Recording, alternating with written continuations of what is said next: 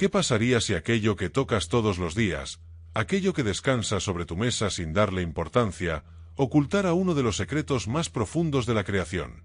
¿Y si ese pequeño cristal blanco que disuelves en el agua o espolvoreas sobre tu comida fuese en realidad un fragmento del universo, un testigo silencioso de pactos ancestrales y revelaciones prohibidas? La historia de la humanidad se ha escrito con sangre, fuego y también con sal. Allí donde hubo rutas comerciales, conquistas y religiones, este mineral humilde apareció siempre como protagonista. No era casualidad. Imagínalo, un monasterio perdido en las montañas, una biblioteca cubierta de polvo, y en medio de sus estantes olvidados, un manuscrito sellado con cera y marcado por la impronta de un cristal incrustado. Dentro, palabras escritas en una caligrafía que oscilaba entre el latín y el arameo revelaban una verdad inesperada. La sal no es solo condimento, sino medicina del alma. Ese hallazgo, atribuido a un sabio anónimo, advertía que quien comprendiera sus secretos jamás volvería a ver el mundo de la misma manera.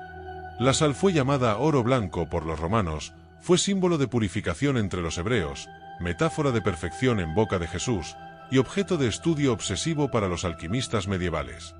La encontramos en las lágrimas que brotan de nuestros ojos, en la sangre que recorre nuestras venas, en el océano que dio origen a la vida y en los rituales de protección más antiguos de todas las culturas. Y sin embargo, para la mayoría de nosotros, sigue siendo un simple polvo blanco guardado en un frasco. ¿Cómo llegamos a olvidar lo que sabían nuestros ancestros? Este audiolibro es una invitación a recordar. A lo largo de 12 capítulos, viajaremos desde las minas de sal más profundas hasta las cumbres de los templos donde se guardaban sus secretos. Descubriremos cómo fue venerada como tesoro, usada como medicina, invocada como amuleto y programada como memoria viviente. Relatos de monjes, profetas, chamanes, filósofos y científicos se entrelazarán para mostrarnos que la sal es mucho más que un mineral. Es un puente entre lo visible y lo invisible, entre el cuerpo y el espíritu, entre lo efímero y lo eterno. Pero escucha esta advertencia: el conocimiento que vas a recibir no es neutro. Igual que la sal, puede preservar lo más puro o cristalizar lo más oscuro. Todo dependerá de tu intención. Lo que aquí descubrirás puede transformar tu manera de entender la vida, tus emociones y hasta tu propia identidad. Cada grano que disuelvas después de escuchar estas palabras tendrá otro peso, otra vibración, otro significado. Estás a punto de adentrarte en un viaje donde lo cotidiano se convertirá en sagrado, donde lo olvidado volverá a hablar. Así comienza el poder oculto de la sal, un peregrinaje por secretos milenarios que, como el cristal mismo, reflejan y multiplican la luz o la sombra. Prepárate, porque lo que hoy parecía común nunca volverá a serlo. ¿Estás listo para descubrir la llave blanca que conecta la tierra con el cielo? Capítulo 1. El cristal cotidiano. Imagina tu mesa diaria. Quizás un plato de sopa, un trozo de pan o una ensalada sencilla. Allí, como invitada discreta, siempre está la sal. Un polvo blanco que parece insignificante, casi invisible en su cotidianidad, pero que guarda en sí la memoria de océanos antiguos y la energía de estrellas extinguidas. La primera revelación es simple y desconcertante. Lo que hoy consideramos condimento fue, en la historia, tesoro, símbolo y frontera entre lo humano y lo divino. Y si lo miramos con otros ojos, puede volver a serlo. Los romanos la llamaron salarium, origen de la palabra salario. Los soldados eran pagados con bloques de sal porque equivalían a oro en valor y a vida en necesidad. Rutas enteras atravesaban desiertos y cordilleras para llevar este mineral a ciudades que dependían del como del agua. Sin sal no había pan ni carne que resistiera el paso del tiempo. Sin sal, los imperios caían en hambruna. Pero más allá de lo práctico, los romanos la usaban en rituales, creyendo que cada cristal era un pacto invisible con sus dioses. En la tradición hebrea, la sal ocupaba un lugar sagrado. El Levítico ordena: no falte jamás de tu oblación la sal del pacto eterno. ¿Por qué? Porque no se corrompe, no cambia, no muere. Mientras el fuego consume, la sal preserva. Cuando la esposa de Lot se convirtió en estatua de sal, no fue solo castigo, sino símbolo de memoria eterna, el pasado cristalizado para que nunca se olvide. Así, cada sacrificio debía llevar sal, porque sólo ella garantizaba que la ofrenda sobreviviera al tiempo y llegara intacta al oído de lo divino. Jesús mismo dijo a sus discípulos: «Vosotros sois la sal de la tierra». No hablaba de sabor culinario, sino de pureza incorruptible. El mensaje era claro: así como la sal preserva lo que toca, los hombres debían preservar la verdad y la justicia en un mundo que inevitablemente se corrompe. Ser sal significaba ser guardián de lo eterno. Esa metáfora, sencilla y poderosa, convirtió a un cristal común en símbolo espiritual que atravesó siglos y religiones, hasta llegar al presente como eco de una verdad olvidada. En los monasterios medievales, los monjes guardaban la sal como reliquia.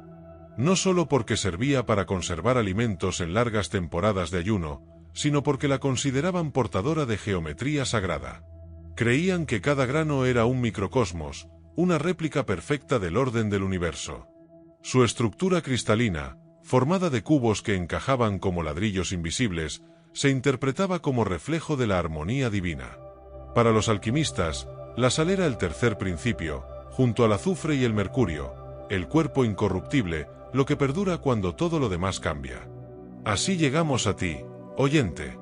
Ese pequeño grano que ahora quizás descansa en tu cocina tiene detrás miles de años de reverencia, comercio, metáforas y ritos. Lo que has considerado un simple aderezo es, en verdad, un cristal sagrado que guarda pactos eternos. Al mirarlo con ojos renovados, comprendes que nunca fue cotidiano. Siempre fue extraordinario. Pero solo quienes deciden escuchar su historia descubren que la sal es más que sustancia, es símbolo, es llave, es memoria. Capítulo 2. El oro blanco del imperio. Cuando pensamos en imperios poderosos, solemos imaginar ejércitos, armas y vastos territorios conquistados. Pero detrás de esas hazañas había un recurso silencioso, tan indispensable como el hierro y el trigo, la sal. Para los romanos, este cristal no era un lujo, era una necesidad vital. Sin ella, los alimentos se pudrían, los soldados se debilitaban y la sociedad misma se desmoronaba. Así nació el término salarium, de donde deriva la palabra salario. Los legionarios recibían parte de su paga en sal, pues equivalía a vida y a fuerza. Comer era sobrevivir, pero sin sal, comer era inútil. Roma levantó caminos, murallas y acueductos, pero también rutas enteras dedicadas exclusivamente al transporte de este mineral. La más célebre fue la Vía Salaria, que unía las minas del Adriático con la capital del imperio. Caravanas de mulas y soldados custodiaban cargamentos de bloques cristalinos que eran más valiosos que el oro. Con ellos no solo se condimentaban platos, se alimentaban ejércitos enteros. Donde había sal, había poder, donde faltaba, surgía la rebelión. No es exagerado afirmar que Roma se sostuvo sobre cristales blancos tanto como sobre espadas de acero. El comercio de sal generó riquezas inimaginables. Ciudades surgieron en torno a manantiales salinos y minas profundas. Los puertos crecieron gracias al intercambio de este oro blanco que viajaba en barcos desde África, Asia y Europa. Los gobernantes lo sabían: controlar la sal era controlar el destino de pueblos enteros. Por eso, los impuestos sobre ella se convirtieron en una fuente principal de ingresos para imperios posteriores, desde China hasta Francia. De hecho, la gabela francesa, un impuesto obligatorio sobre la sal, provocó motines y fue una chispa que alimentó la Revolución Francesa. Pero Roma no solo vio la sal como recurso económico, también la consideró un elemento sagrado. En los banquetes imperiales, siempre se colocaba un cuenco de sal en el centro de la mesa. No se trataba de un gesto decorativo, sino de un recordatorio. La sal era el símbolo de la amistad eterna, de los pactos que no se rompen. Compartir sal significaba compartir destino. De allí surgió la expresión tener sal en común, una manera de decir que se había sellado un vínculo inviolable. Así, cada comida se convertía en un acto de comunión invisible, un contrato silencioso que trascendía lo material. En los anfiteatros, antes de los espectáculos sangrientos, se rociaba sal sobre la arena. Algunos cronistas afirman que lo hacían para absorber la sangre derramada y preservar la pureza del lugar, pero también para ofrecer simbólicamente cada combate a los dioses. Era un acto de purificación y de entrega. Los sacerdotes romanos, al igual que los hebreos, usaban sal en sacrificios animales, convencidos de que su incorruptibilidad garantizaba que la ofrenda llegaría intacta al plano divino. En las ruinas de templos antiguos aún se encuentran restos cristalinos que testifican la importancia de este elemento en la vida espiritual de Roma. Y sin embargo, este oro blanco era también instrumento de castigo y dominio. Cuando Roma derrotó a Cartago en la Tercera Guerra Púnica, la leyenda dice que los vencedores esparcieron sal sobre sus campos para que nunca volvieran a ser fértiles.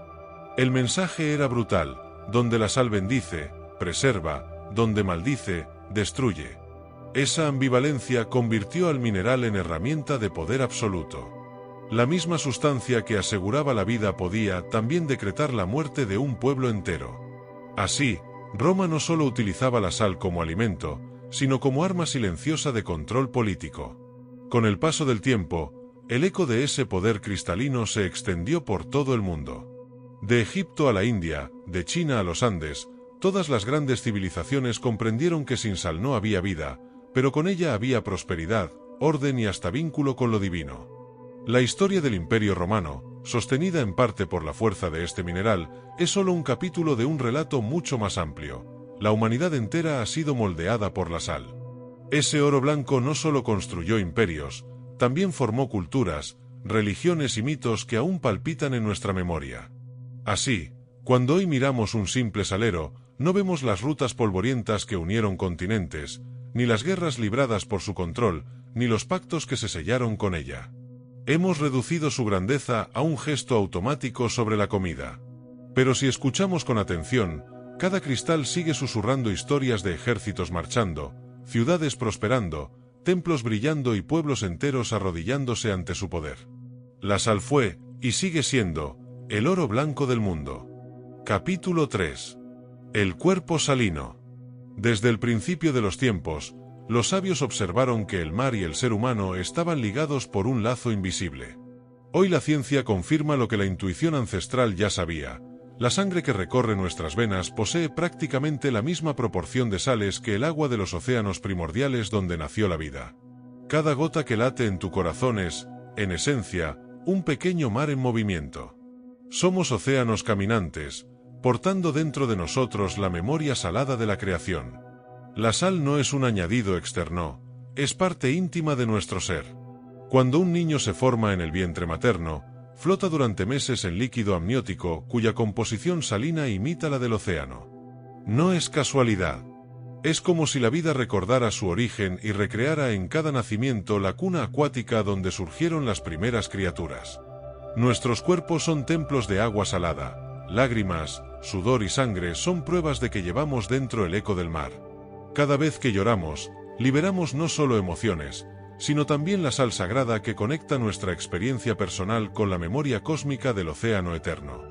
La lengua, ese órgano sensible que reconoce sabores y expresa palabras, está íntimamente relacionada con la sal. Al tocarla, los cristales despiertan terminaciones nerviosas que viajan directamente al cerebro límbico, sede de la memoria y la emoción. Los antiguos lo sabían sin necesidad de microscopios. Por eso recomendaban rituales tan sencillos como colocar granos de sal bajo la lengua al amanecer. Decían que así se activaba la palabra verdadera, esa que preserva la honestidad y purifica la mentira. Detrás de ese gesto aparentemente simple había una comprensión profunda: la sal despierta la voz del alma. Los alquimistas consideraban a la sal como el principio de la fijación, lo que permanece cuando lo demás se transforma. El azufre representaba el espíritu volátil, el mercurio simbolizaba el alma fluida, y la sal era el cuerpo incorruptible, la base que sostiene. Traslademos esta metáfora a nosotros mismos. El ser humano, hecho de agua y sales minerales, encuentra en su propio cuerpo el reflejo de esa tríada alquímica. Somos espíritus que fluctúan, almas que fluyen y cuerpos que se fijan en el tiempo gracias a la sal que preserva nuestra esencia. Sin ella, nos desharíamos como arena al viento. Las culturas antiguas siempre vieron en la sal una medicina silenciosa. Hipócrates, considerado el padre de la medicina, prescribía baños de agua salada para quienes sufrían de melancolía o fatiga extrema. Decía que el mar curaba no solo la piel, sino también la tristeza del corazón. En la India védica, la sal era considerada uno de los 5 regalos más sagrados de la naturaleza, junto al agua, el fuego, la tierra y el aire. Los chamanes de los Andes recomendaban ingerir pequeñas cantidades de sal mineral de las montañas para mantener el vínculo con la Pachamama. Todos coincidían, la sal es puente. Y si prestamos atención a nuestro propio cuerpo, lo sentimos. El sudor que brota en momentos de esfuerzo no es solo agua, es al que testifica el ardor de la vida en acción. Las lágrimas que se deslizan en el rostro tras un momento de alegría o tristeza son el mar interior buscando salida. La sangre que cicatriza heridas y transporta oxígeno lleva la sal como compañera indispensable. Todo en nosotros grita que sin este mineral no podríamos existir. Somos esculturas de agua sostenidas por cristales invisibles que nos recuerdan constantemente de dónde venimos. El cuerpo humano es, entonces, un océano encapsulado, un mar consciente que camina, habla, siente y sueña. Cada grano de sal que toca tu lengua es un mensaje ancestral, un recordatorio de que lo divino habita en lo simple y lo eterno se oculta en lo cotidiano. Así como el océano nunca se corrompe en su esencia, la sal en nosotros preserva lo que somos más allá del tiempo. El cuerpo salino es nuestro pacto silencioso con el origen. Reconocerlo es recordar que llevamos el mar dentro, y que cada cristal en nuestra mesa refleja el universo que late en nuestras venas. Capítulo 4. Rituales del alba. Hay momentos en los que el día parece tener un poder distinto, instantes en los que la frontera entre lo cotidiano y lo sagrado se vuelve más delgada. El alba, ese instante en que la oscuridad retrocede ante los primeros rayos de sol, ha sido considerado por todas las culturas como la hora propicia para los rituales de purificación. Y la sal, humilde compañera de la mesa diaria, se transforma en protagonista de esas prácticas. Lo fascinante es que, a pesar de la distancia geográfica y cultural, los pueblos del mundo coincidieron en atribuirle un mismo poder: limpiar, proteger y despertar. En las aldeas campesinas de Europa medieval, era común que al despuntar el día las mujeres esparcieran pequeños montones de sal en las puertas de sus casas. Creían que así sellaban el umbral contra las malas influencias que vagaban durante la noche. Los montones, que parecían gestos simples y supersticiosos, en realidad eran mensajes cargados de intención. Aquí no entra lo que corrompe, solo lo que preserva. La sal actuaba como centinela invisible, multiplicando la energía del hogar y asegurando que la vida interior se mantuviera en armonía. El sol naciente completaba el acto, como si la luz bendijera el cristal. En Japón, los monjes conservan hasta hoy la costumbre de colocar cuencos de sal blanca en las entradas de los templos. Se cree que esos montones, conocidos como morigio, atraen la prosperidad y disipan las energías densas de quienes cruzan el umbral. Los restaurantes tradicionales también adoptaron esta práctica, porque entendieron que la sal no solo preserva alimentos, sino también la pureza de las intenciones. Cada grano, colocado con reverencia, se convierte en una oración silenciosa. El amanecer multiplica esa fuerza, pues se considera que los primeros rayos activan la vibración latente en la sal. En América Latina, sobre todo en las comunidades andinas, los chamanes realizaban un gesto similar. Cada amanecer tomaban un puñado de sal de roca extraída de las montañas y lo ofrecían a los cuatro vientos. Con ese acto agradecían a la Pachamama por los dones recibidos y pedían protección para el nuevo día. El ritual no solo tenía un carácter espiritual, también era práctico. Los animales de pastoreo, al consumir sal, se fortalecían y evitaban enfermedades. Así, lo simbólico y lo biológico se entrelazaban en una misma práctica, recordándonos que lo espiritual nunca está separado de lo material. Pero quizás el ritual más íntimo y poderoso sea el de colocar un grano de sal bajo la lengua al despertar. Lo practicaban los místicos cristianos en los desiertos de Egipto y los yogis de la India en sus montañas sagradas. Decían que ese primer contacto del día con la sal era un pacto renovado con la verdad. Bajo la lengua, los cristales no se limitan a disolverse, activan la lengua misma, instrumento de la palabra. Y la palabra, como sabían los antiguos, puede construir o destruir mundos. Por eso afirmaban, que mi voz sea como la sal, incorruptible, purificadora, eterna. No todos los rituales eran solemnes. Algunos eran sorprendentemente prácticos y cotidianos. En las casas de la península ibérica, las madres solían dar a sus hijos recién despertados una pizca de sal mezclada con pan. Decían que así se despertaba el corazón y se ahuyentaban los malos sueños. En África Occidental, al alba se trazaban círculos de sal alrededor de las chozas para proteger la comunidad entera antes de comenzar la jornada. Cada cultura encontraba su forma de usar la sal como guardiana del nuevo día, pero el mensaje era siempre el mismo: el amanecer debía encontrarnos limpios y protegidos. Así, el alba se convierte en el escenario perfecto para entender lo que significa realmente un ritual. No se trata de superstición, sino de intención. Al usar la sal en esos primeros instantes, las personas de todas las épocas recordaban que lo simple podía volverse sagrado si se hacía con conciencia. El gesto de esparcir, colocar o probar un grano de sal era en realidad una manera de detener el tiempo y decir: estoy aquí, estoy limpio, estoy listo para el nuevo día. Y en ese instante, el cristal blanco no era un mineral cualquiera, sino un símbolo vivo de la eternidad habitando lo cotidiano. Capítulo 5. El fuego cristalizado. Durante siglos, los sabios se preguntaron cómo era posible que un simple mineral pudiera detener la corrupción sin destruir aquello que preservaba. El fuego consume para purificar, reduce a cenizas lo que toca, pero la sal actúa de otra manera: detiene el avance de la descomposición, preserva lo esencial, fija lo que debe permanecer. Por eso algunos alquimistas medievales la llamaban el fuego cristalizado. Decían que en cada grano de sal ardía un pequeño sol, una chispa solidificada que quemaba lo impuro sin arrasar lo puro. Y ese misterio hizo que fuera venerada como el elemento de la eternidad. Los textos de Alberto Magno, maestro de Tomás de Aquino, describen experimentos sorprendentes con sal obtenida del agua de mar evaporada por el sol. El sabio aseguraba que cada cristal contenía en sí mismo una porción de fuego solar, atrapada en una forma mineral que el tiempo no podía corromper. Al disolverla en agua pura, decía, el fuego se liberaba de manera invisible, purificando cuerpos, ambientes y hasta pensamientos.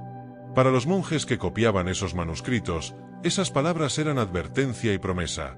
Quien dominara la sal dominaría un fuego distinto, uno que no consume sino que preserva. En las arenas del desierto, los anacoretas cristianos usaban sal en sus ayunos prolongados. Durante semanas enteras bebían agua mezclada con pequeñas cantidades de cristales blancos, convencidos de que así preservaban su fuerza vital mientras el hambre purificaba el cuerpo.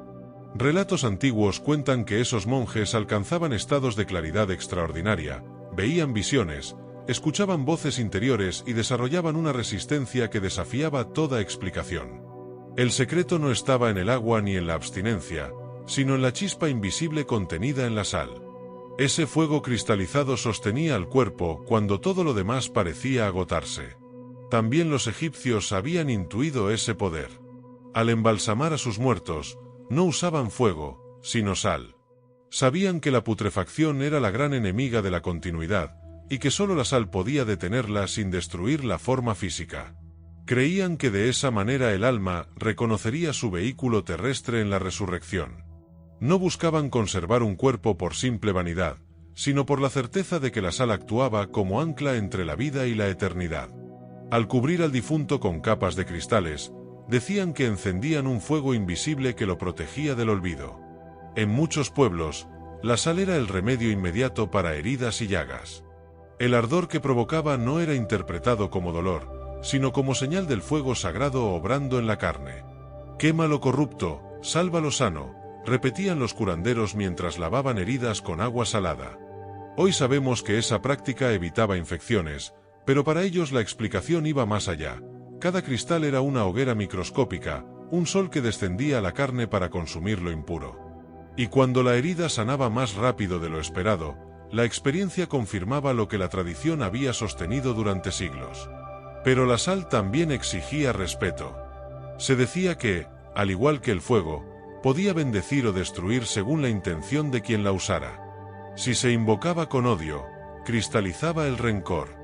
Si se utilizaba con amor, preservaba la vida. Por eso los rituales con sal siempre iban acompañados de palabras, plegarias o meditaciones que alineaban el corazón con la pureza del cristal. No se trataba de superstición, sino de sabiduría profunda.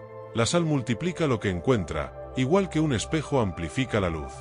El verdadero peligro estaba en olvidar esa ley y usarla sin la reverencia adecuada. El fuego cristalizado, Entonces, no es una metáfora vacía, sino una verdad que atraviesa épocas y culturas. Está en el sol atrapado en los granos, en la purificación de los cuerpos, en los rituales de preservación y en la memoria de los pueblos. Reconocerlo es entender que cada pizca de sal que disolvemos guarda dentro un sol en miniatura, un fuego que no arde con llamas, sino con permanencia. Ese fuego silencioso nos recuerda que lo sagrado no siempre ruge, a veces se oculta en lo simple, esperando ser reconocido. Y en ese reconocimiento, lo ordinario vuelve a convertirse en milagro. Capítulo 6. Agua y sal, el matrimonio sagrado. Desde el inicio de la creación, agua y sal han estado inseparables.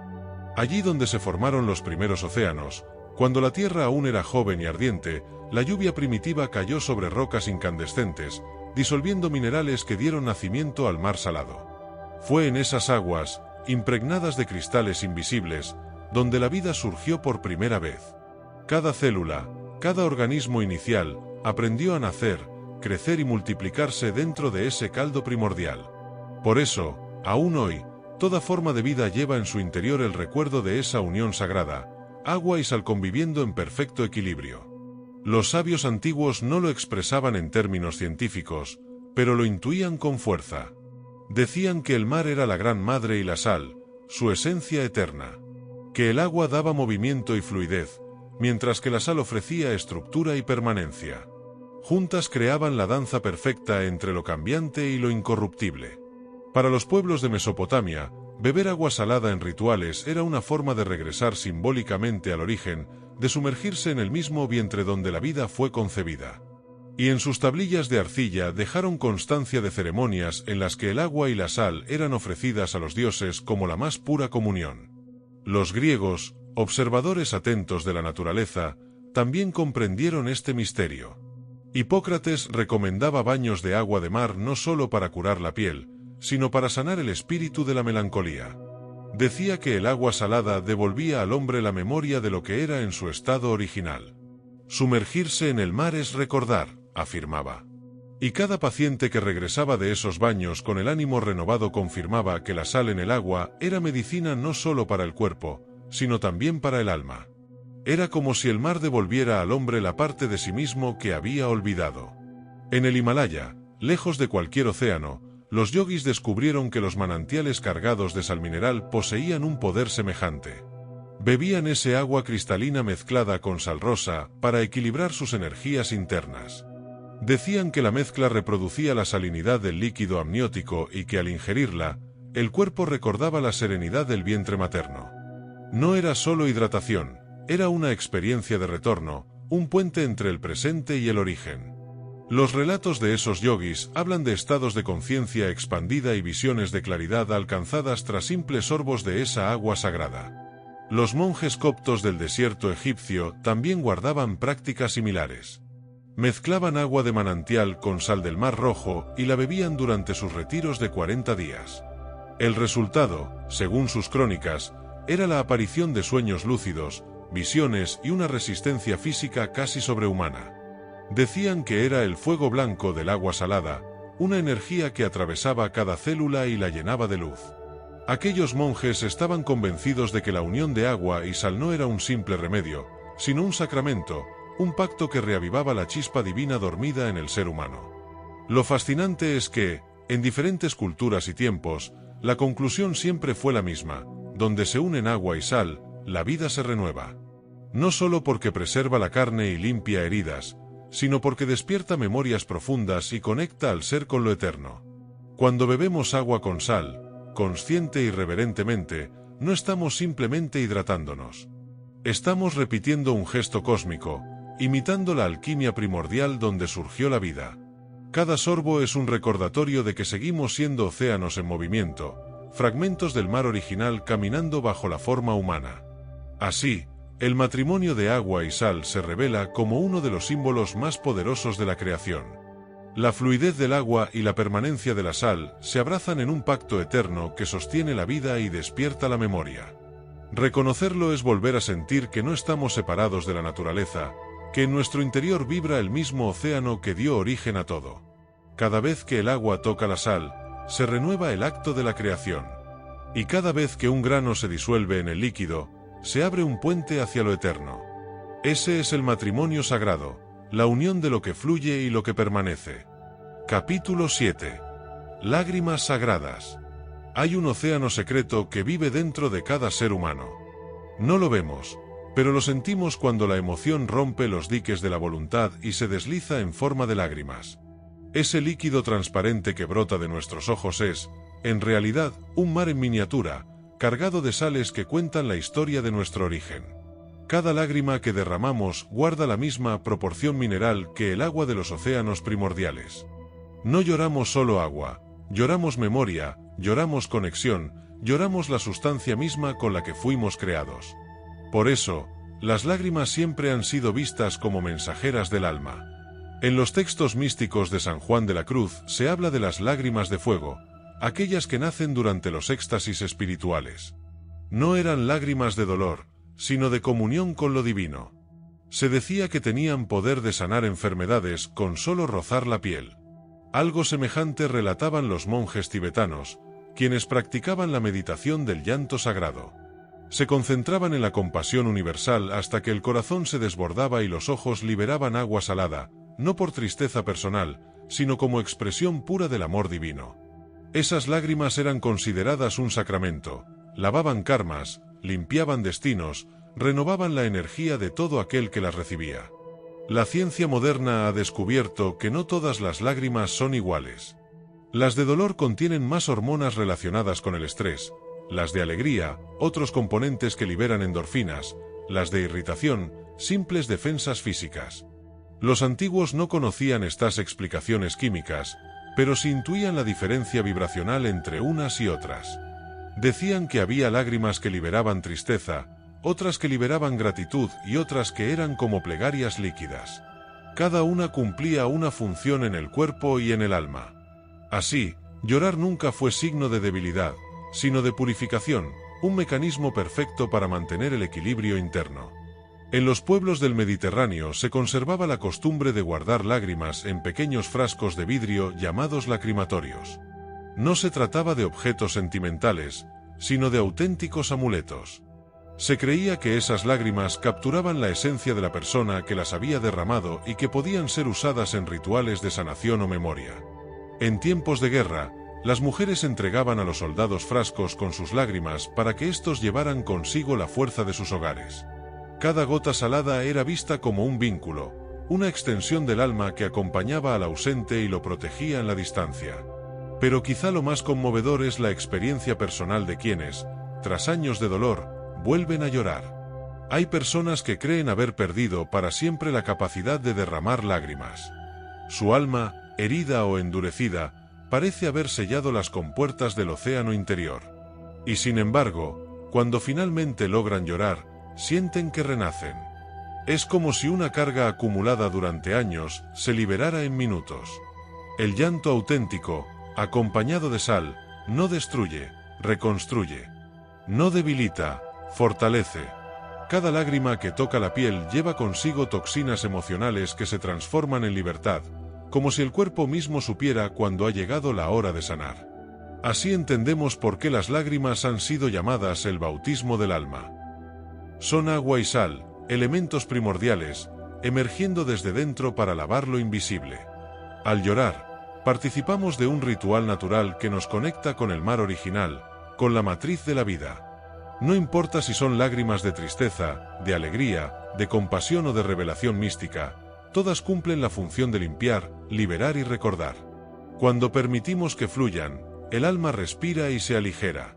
Cada gota es una plegaria líquida, un testimonio de que seguimos siendo océanos caminantes. Y cada lágrima, al caer, nos devuelve un poco de eternidad. Capítulo 8. La sangre y la sal. La sangre que circula por nuestras venas es más que un líquido vital. Es el río secreto donde viaja la vida, un océano rojo que transporta memoria, energía y destino. En cada gota que late en nuestro interior hay agua, hierro, oxígeno y también sal. La misma proporción salina que encontramos en el mar está presente en la sangre, como si el cuerpo llevara dentro un océano íntimo, oculto bajo la piel. Esa unión no es casual. Desde los albores de la humanidad, los sabios intuyeron que la sangre y la sal compartían un vínculo misterioso, capaz de abrir puertas a lo eterno. En los escritos alquímicos, la sangre era llamada el fuego líquido del alma, mientras que la sal era la chispa fija de la eternidad. Juntas, formaban una fórmula prohibida, un secreto que prometía la transmutación no solo de la materia, sino del propio ser humano. Los alquimistas enseñaban que cuando la sangre tocaba la sal, se producía una vibración capaz de despertar fuerzas dormidas en el interior. No hablaban de magia vulgar, sino de una tecnología espiritual.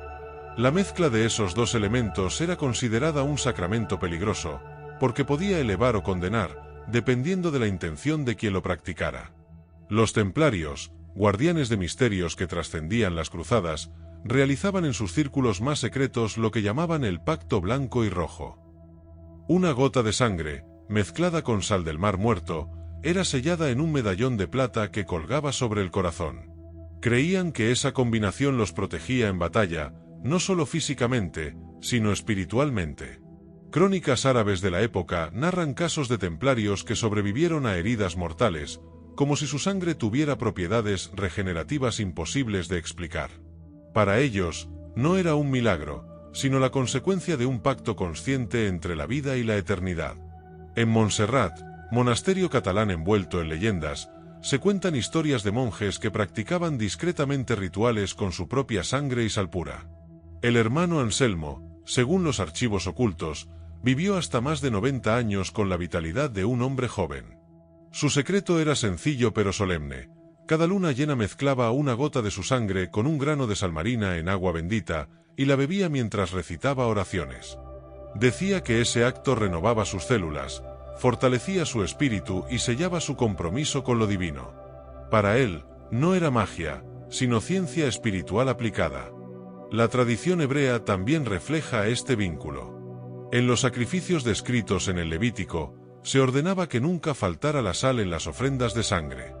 Era un mandato divino, la sangre ofrecía la vida, la sal garantizaba que esa entrega fuera eterna. La sangre sin sal se corrompía, se descomponía, la sal sin sangre carecía de aliento vital. Pero juntas, preservaban un pacto entre Dios y el hombre, un contrato sellado con lo más puro del cuerpo y lo más incorruptible de la tierra. En cada altar, la sangre roja y la sal blanca se encontraban como símbolos de lo humano y lo divino abrazados. Incluso los pueblos más alejados de las tradiciones bíblicas reconocieron este misterio. En los Andes, los incas ofrecían chicha mezclada con sangre y sal a la Pachamama, convencidos de que ese brebaje fortalecía el vínculo entre la tierra y los hombres. En África, algunos chamanes usaban gotas de sangre sobre círculos de sal para sellar pactos tribales o invocar a los ancestros.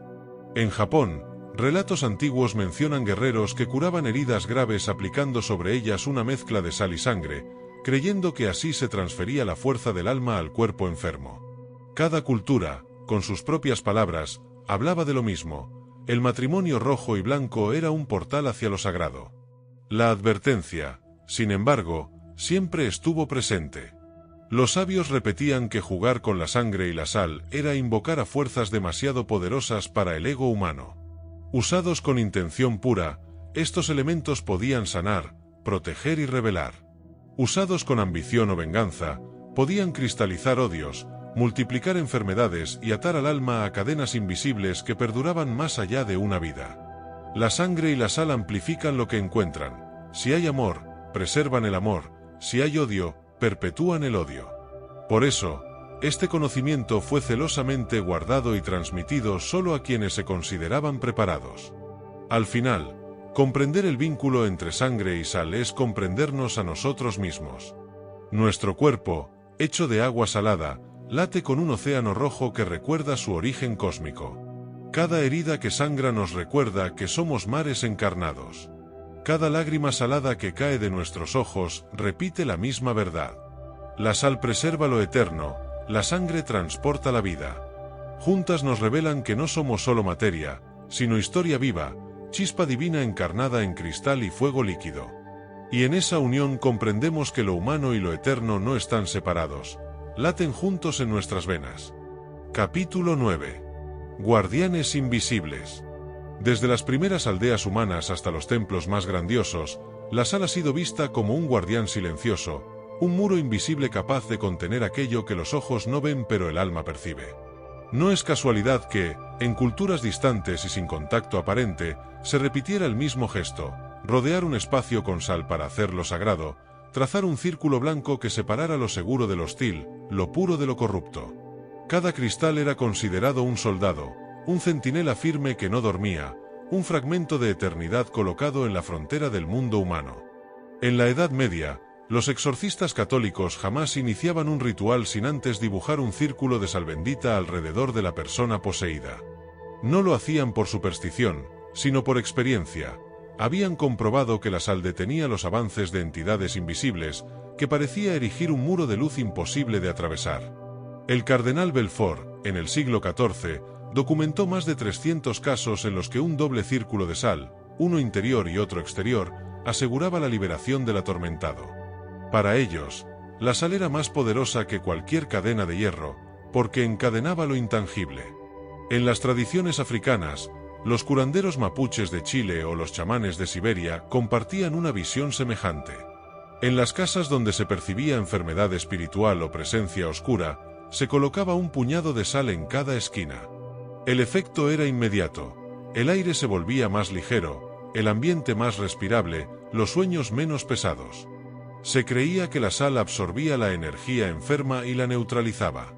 En Siberia, algunos chamanes llevaban pequeñas bolsas de sal del lago Baikal colgadas al cuello, convencidos de que esos cristales los protegían de los comedores de almas que vagaban por los bosques.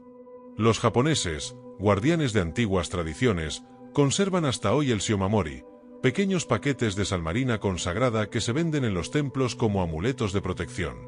Los colocan en automóviles, en las entradas de las casas o en los bolsillos de los niños que inician el colegio.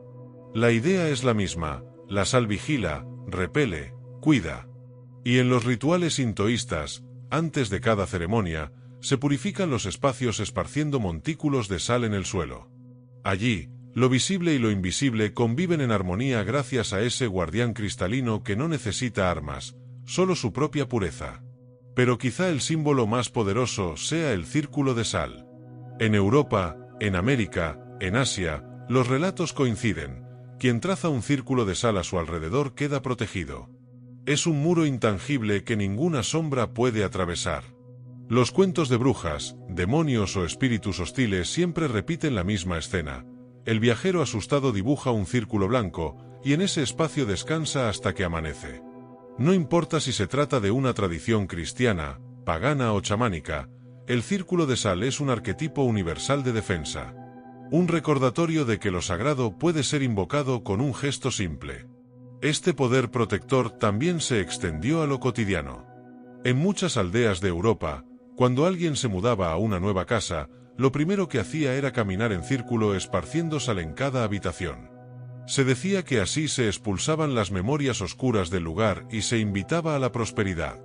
En la India, la costumbre era colocar líneas de sal en las puertas para evitar la entrada de espíritus errantes. Y en América, todavía hoy, algunos hogares rurales protegen a los recién nacidos colocando un pequeño saquito de sal bajo la cuna, para que el sueño del niño permanezca libre de pesadillas. La fuerza de estos guardianes invisibles radica en un principio profundo: la sal no combate, no ataca, no destruye. Simplemente preserva. Multiplica la pureza del espacio y refleja la intención de quien la coloca. Si hay miedo, amplifica el miedo; si hay fe, multiplica la fe. Por eso, el círculo de sal no es un amuleto automático, sino un pacto consciente. El que traza el círculo está diciendo al universo: este espacio me pertenece, lo declaro sagrado. Y la sal, humilde y poderosa, responde erigiendo muros invisibles que resisten tanto a la corrupción física como a las sombras espirituales. Así, la sal se revela como un guardián eterno, presente en todas las culturas como símbolo de protección. No necesita espadas ni altares, basta un puñado blanco para sellar un pacto con la luz. Somos herederos de ese conocimiento, aunque lo hayamos olvidado. Cada vez que tomamos sal en nuestras manos podemos recordar que esos cristales son más que condimento. Son soldados de la eternidad, guardianes invisibles que nos acompañan desde los albores del tiempo. Reconocerlo es volver a sentirnos protegidos, rodeados de un muro que no se ve pero que siempre ha estado allí, aguardando a ser activado. Capítulo 10. Memoria de piedra. Hay lugares en el mundo donde el silencio parece tener peso, donde el aire vibra con una resonancia que no proviene del viento ni de los ecos de la tierra, sino de algo más profundo. Quienes han visitado las minas de sal de Bieliczka, en Polonia, aseguran haber sentido esa vibración extraña, como si los muros mismos respiraran memoria. Allí, entre galerías talladas por generaciones de mineros, los cristales blancos brillan con una luz tenue, como si recordaran cada oración, cada canto, cada lágrima que los ha tocado. Y quizá no sea una metáfora, desde la antigüedad se ha dicho que la sal posee memoria.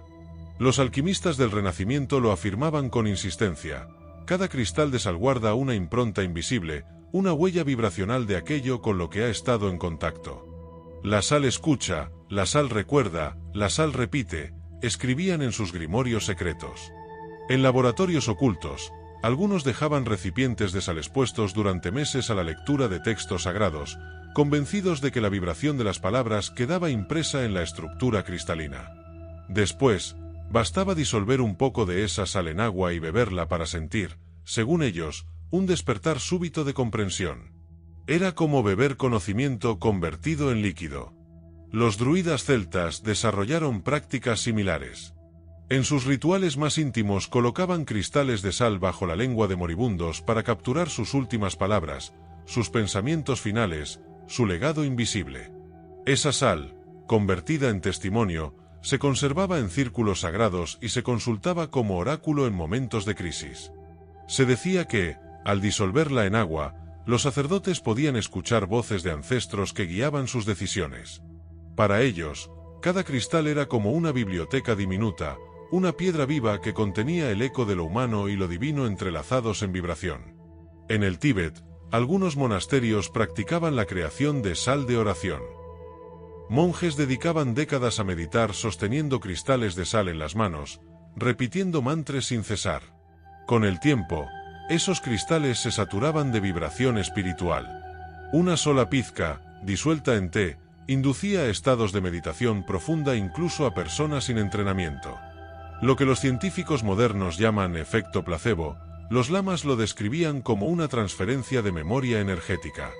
La sal había absorbido el eco de miles de plegarias y lo liberaba como una semilla viva al entrar en contacto con la conciencia humana. La ciencia contemporánea ha descubierto algo que parece confirmar estas intuiciones.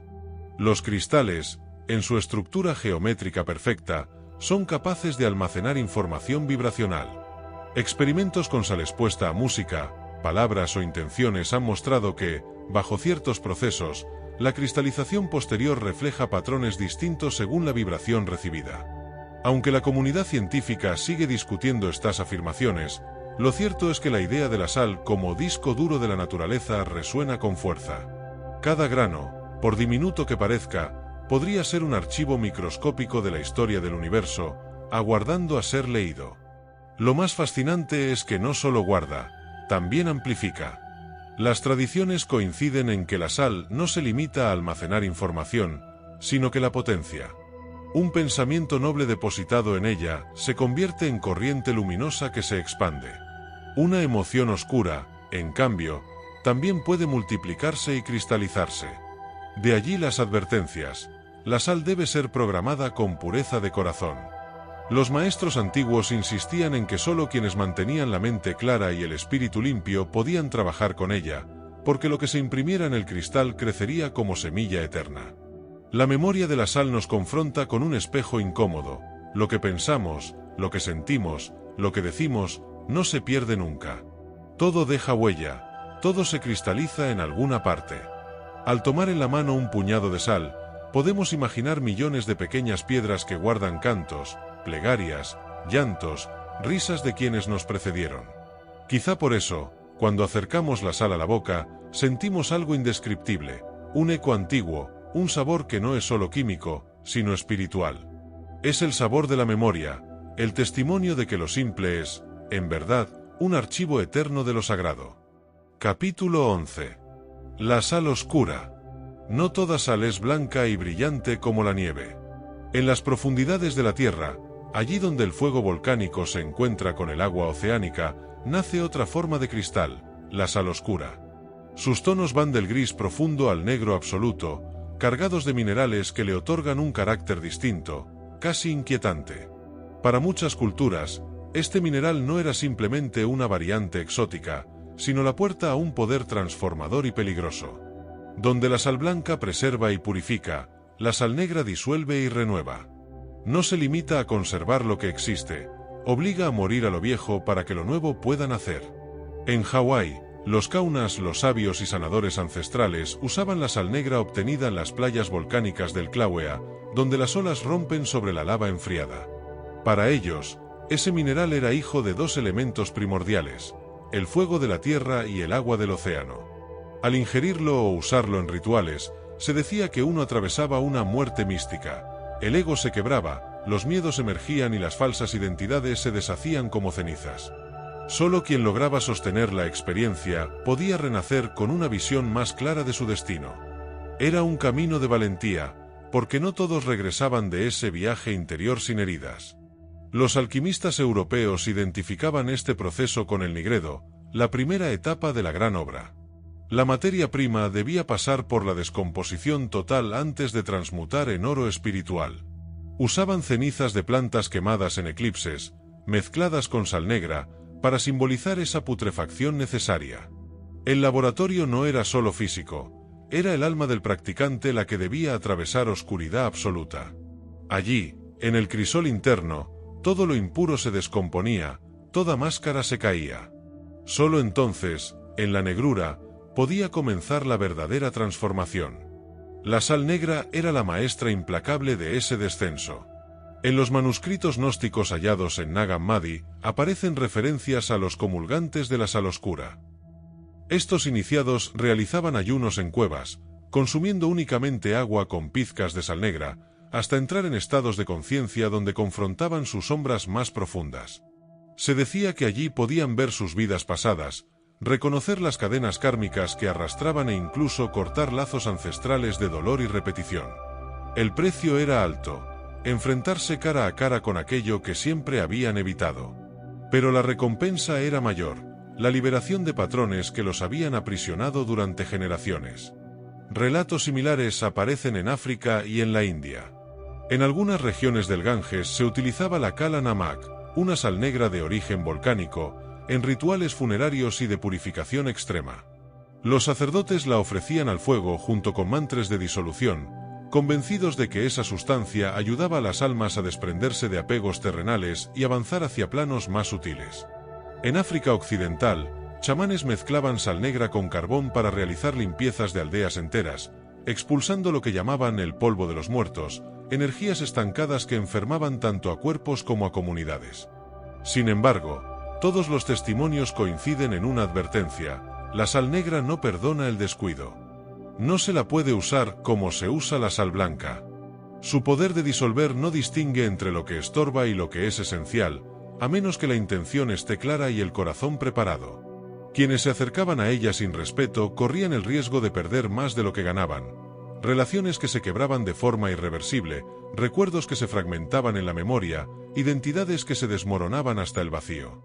No todos estaban listos para esa muerte simbólica, y por eso este conocimiento fue guardado como secreto para los más valientes.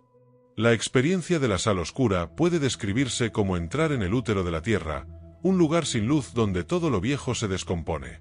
Es la noche oscura del alma de la que hablaban los místicos, un descenso inevitable hacia la sombra para, finalmente, encontrar la chispa de lo divino.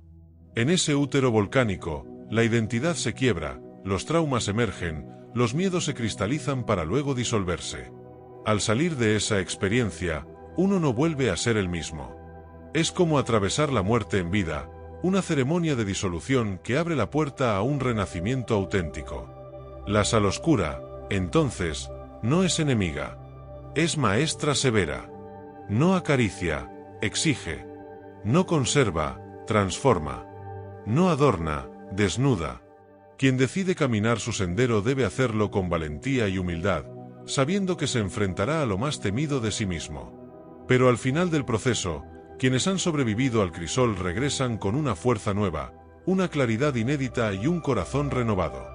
La sal negra, nacida del fuego y el mar, les recuerda que todo nacimiento requiere una muerte, que todo amanecer necesita una noche, y que lo eterno se conquista aceptando el viaje hacia la oscuridad más profunda.